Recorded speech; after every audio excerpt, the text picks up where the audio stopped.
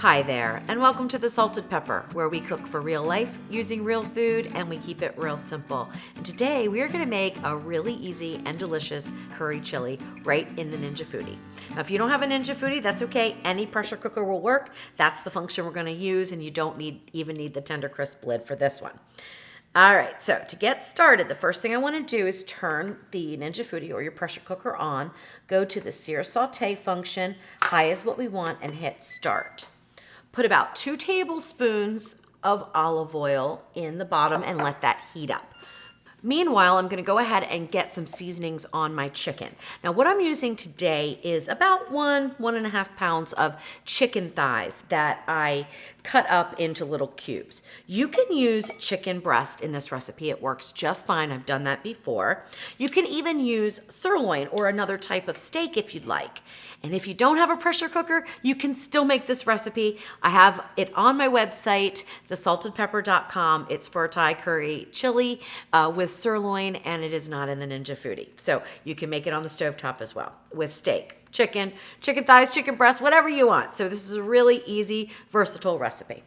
All right, so what I'm gonna do here is put in 1/2 teaspoon of sea salt and 1/2 teaspoon of just plain black pepper. I'm gonna put in 1 teaspoon of red curry paste, and I get it in a jar at the grocery store. It's really easy to find. It's by Thai Kitchen, but any red curry paste will do the job just fine. This is just the brand that I use. And then we're gonna put in 1 tablespoon of yellow curry powder. I get the kind by McCormick, and I've even tried making my own, and it was delicious. It was a lot of work, and it tasted just the same as this, so now I buy it. So we're gonna put in 1 tablespoon. We use a total of 2 tablespoons in the recipe, but we wanna get the chicken coated because we're gonna go ahead and sear it in the pot. All right, and that's it. Now just move it around and get it coated in these seasonings. You can do this ahead of time if you wanted to. Oftentimes I'll do it and I'll leave it in the refrigerator for a couple of hours or even overnight. But I found it's really tasty if you do it just before you saute it as well. All right, that looks good. Now, while the oil is heating up, I'm gonna go over the rest of the ingredients that we have here. All right, so I have some yellow and red bell peppers. You could use 1 full red pepper. You could use a combination like I did. I get those little mini peppers that are assorted colors, so I used about 4 of the little red ones and about 2 of the yellow ones. This is a little bit for flavor, but a lot for the contrast in the colors so that they really are vibrant and they pop. So you can use 1 full red pepper, combination of different color peppers, or like I did, the little small peppers, and total of about 6 of them. And then we need to have 1 full Vidalia onion. However, believe it or not, I only had a half of a Vidalia onion, but I had some red onion. So I went ahead and combined the 2. It's perfectly fine to do. Won't make any difference. And then I have 1 can of coconut milk, and I think it's 14 ounces. I'll have to double check. I'll put that in the recipe for sure that I linked to below. And I didn't stir this up because I don't want you to stir it up. So if you can see, and I hope you can, the very top here is sort of kind of thick and creamy, but then down below, it's a lot more liquidy. And we don't want to stir this up because we're going to use the liquidy part to help us build pressure. This is the main component for liquid in our recipe. So we want to make sure that it's not like stirred up and too thick. So just dump it out of the can. However it comes out is just fine. If it's a little bit thicker, we do have some chicken stock that we're going to use. So don't worry too much about it, but I don't stir it up so that it's, a thick cream. All right, and then we have 1 cup of chicken stock. 2 cans, they're 15 ounces each, or you could get a large can, I think they're 29 ounces, of black beans that I have rinsed and drained. 1 14.5 ounce can of fire roasted tomatoes. And we used a total of 1 tablespoon of the red curry paste. And remember, I put a teaspoon in that chicken over there. So we have the remainder that we're gonna use as we build the rest of the chili. And then I had 2 tablespoons of the yellow curry powder, and I've used 1. We're gonna put the rest of it in there in just a little bit. All right, I'll go over the rest of the ingredients now in just a few minutes because this is hot, and let's get sauteing our chicken. All right, so I'm just gonna dump this all in the bottom.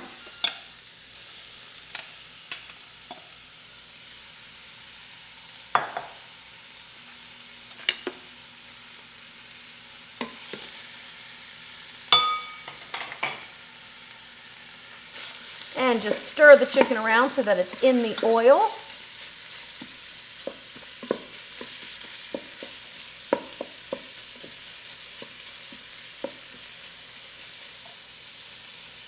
All right, that looks good. And then I usually go ahead and dump in the onions at this point.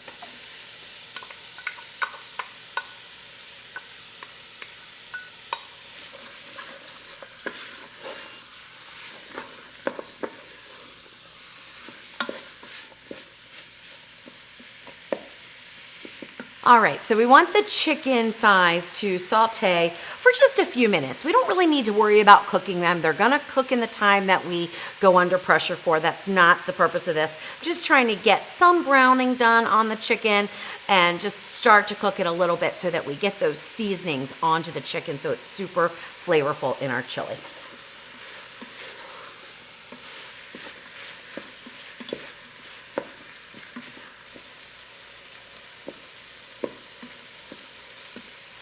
All right, so it's been about 3 minutes. It smells amazing.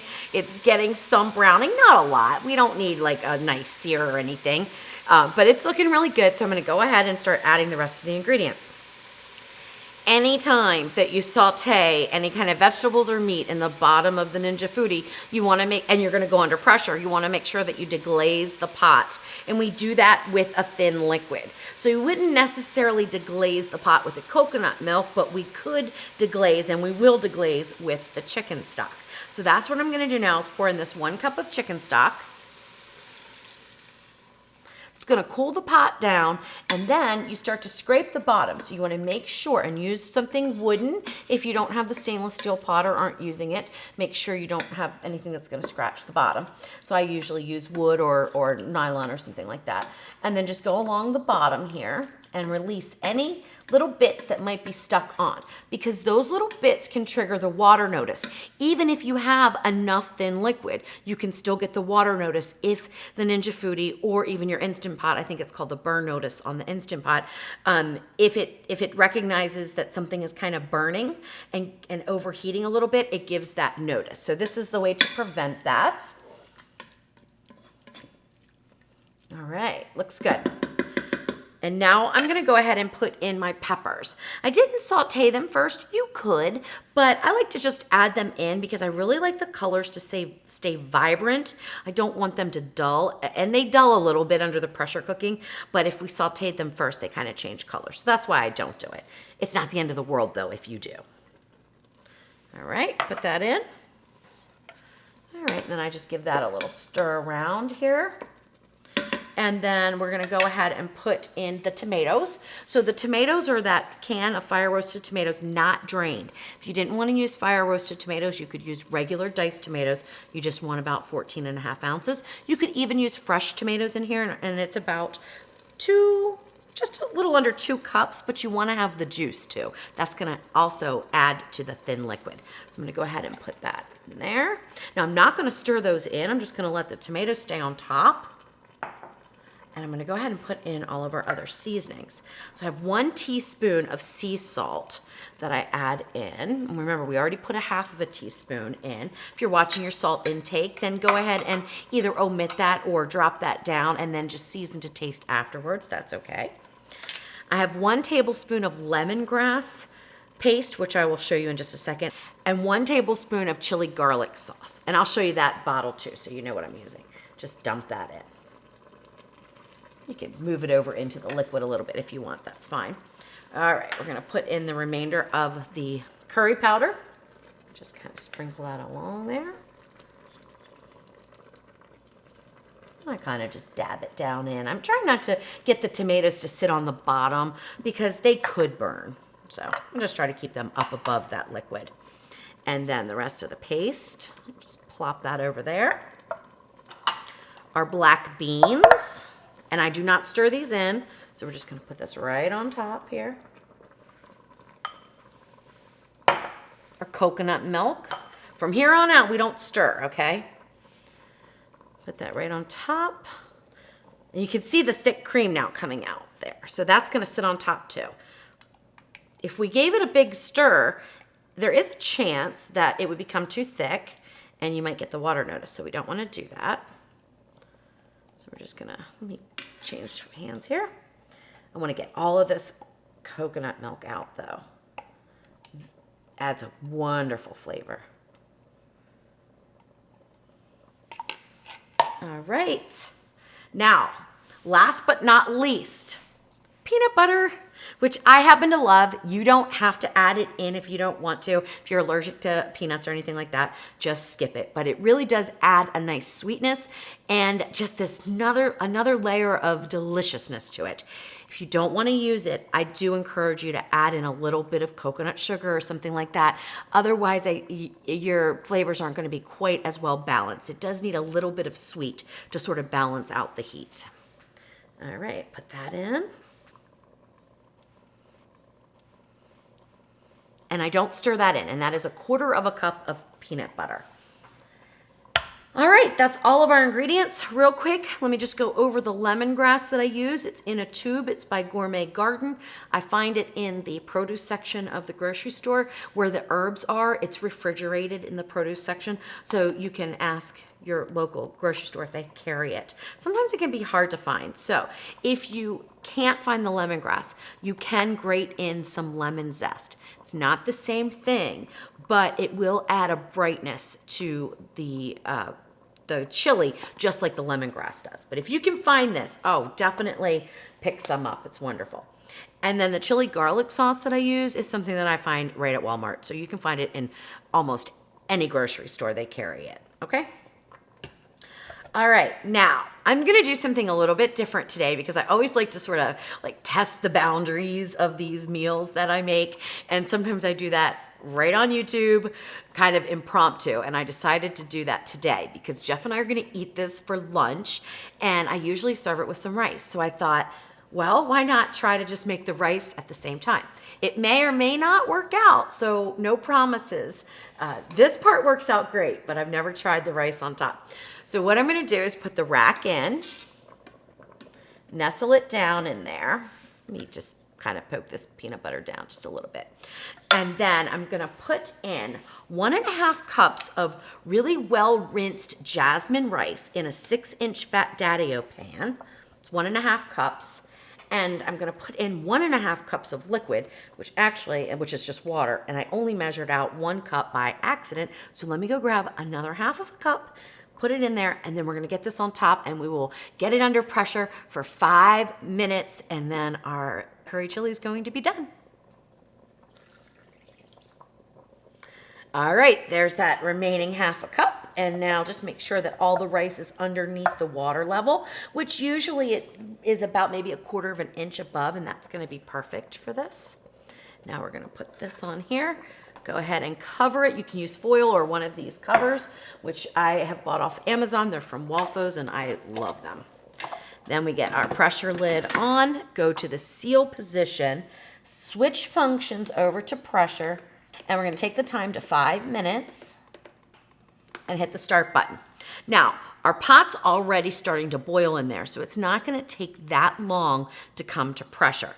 So I think the 5-minute cook time is not gonna be too much for the rice, but it may be. We're gonna find out together, and that's the beauty of experimenting is, hey, if I make the mistake, you don't have to, right? So that's all well and good.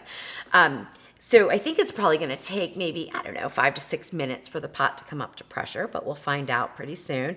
And then 5 minutes of cook time will certainly cook that chicken all the way through, blend those flavors together, and then I'll probably do just about a 2-minute natural release, and then we will be serving up our curry chili.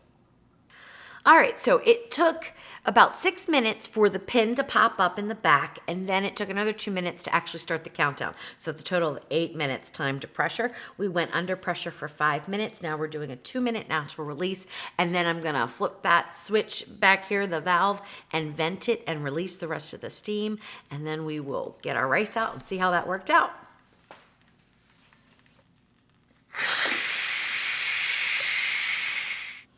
All right, so you can see by the time here, I released the steam at 2 minutes, and it's, almost 6 minutes now. That means it took over 3 minutes, close to 4 minutes for all the steam to release.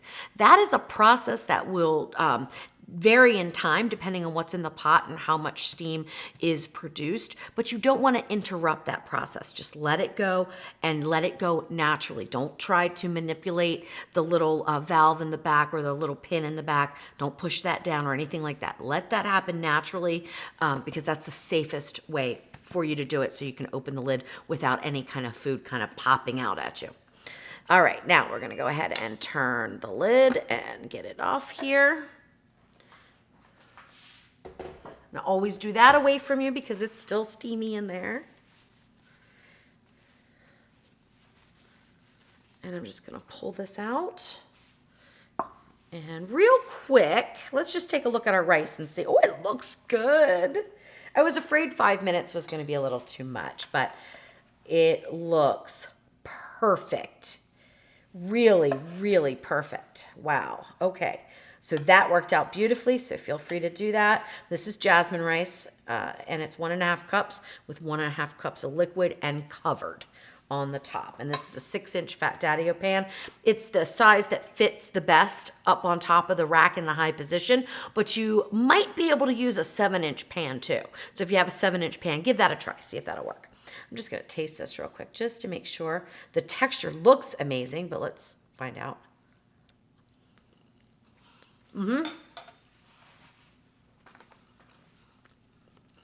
That's good. I would say it's al dente, so it's dry enough. It's just a tad chewy. It's going to be perfect with this chili. So that is perfect rice to serve with this chili. Now let's give our chili. Oops, I got to get that rack out. Because right now, if you look at it, it looks really kind of thin and everything, and we're going to take care of that right now.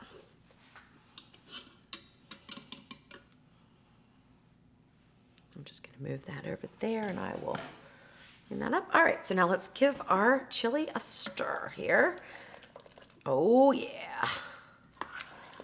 Wow. All right, so this looks absolutely perfect. It's nice and meaty, and it's got enough beans. It's beautiful. It's got a great aroma, and it is a little on the thin side, and that's how I usually serve it. So that's not a mistake. That is by design because we serve it with rice, and then that thin liquid in the chili sort of absorbs into the rice. It's so delicious. But if you wanted it to be a little bit thicker because you wanted to skip the rice and you wanted that more of a a hearty chili feel, just put it on sear saute and let some of the liquid burn off, and you're going to be just fine. Just do it on low so you don't scorch the bottom or anything. All right, so now let's plate this up. One of I think the most fun things to do with this chili is get an assortment of toppings. So, if you're having a regular, beef chili, you're going to have cheese and sour cream and maybe some kind of a tortilla chip or a Frito or something like that. Well, we do the same thing with the Thai curry chili. We just use different types of toppings. So what I use is either sour cream or Greek yogurt. Greek yogurt is my favorite, but I ran out, so I've got sour cream here. Either works, but I prefer the Greek. Some crushed peanuts, some chopped up green onions, and some chopped up cucumbers, which really help cool everything down, and they're just fantastic toppings. Now, one thing that the recipe will call for, and I strongly urge you to put it in, is some cilantro. So usually I use a full bunch of cilantro, and I put about a cup in after I cook it and stir it in. That gives another added dimension of flavor, plus a little pop of green color. And I also use it as a garnish. But guess what? I forgot to get it at the store. And so it is what it is. I'm gonna skip it this time, but it is in the recipe. All right, so let's go ahead and get our rice into the bowl here.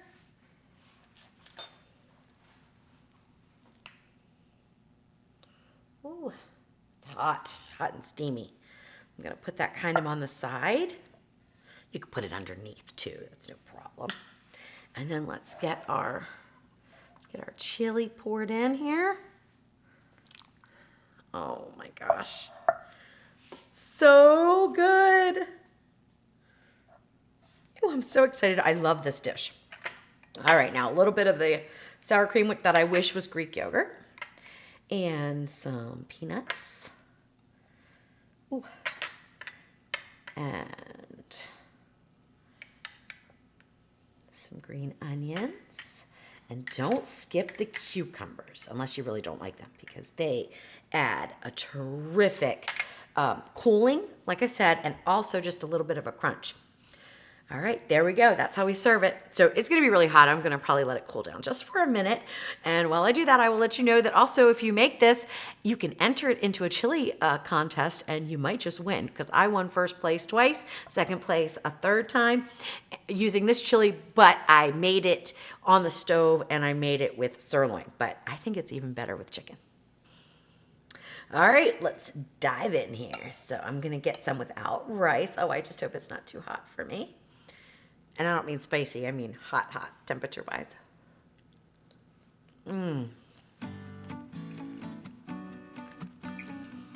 Wow. Delicious. Absolutely delicious. There's a nice spice. It's not too spicy.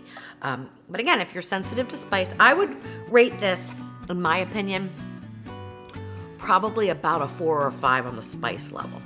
So if you want to go down a notch, decrease that chili garlic sauce and maybe even a little bit of the red curry paste, but not too much of the curry because you want that flavor.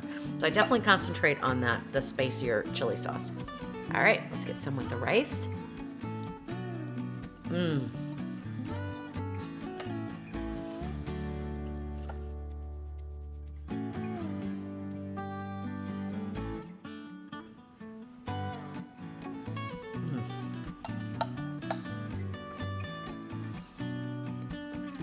So good. Okay, so I took another bite because I really wanted to get a feel for the chicken thighs, whether I prefer the chicken thighs or the chicken breast. And I'm gonna be honest, this is one time where I prefer the chicken breast over the chicken thighs. The chicken thighs are a little bit softer and they work perfectly fine. But I really think I like the chicken breast better, or the sirloin. I think I would pick chicken breast number 1, sirloin number 2, chicken thighs number 3. That's the way that I would do it for me. But it's delicious. I love it. Jeff loves it, and I hope you love it too. Enjoy.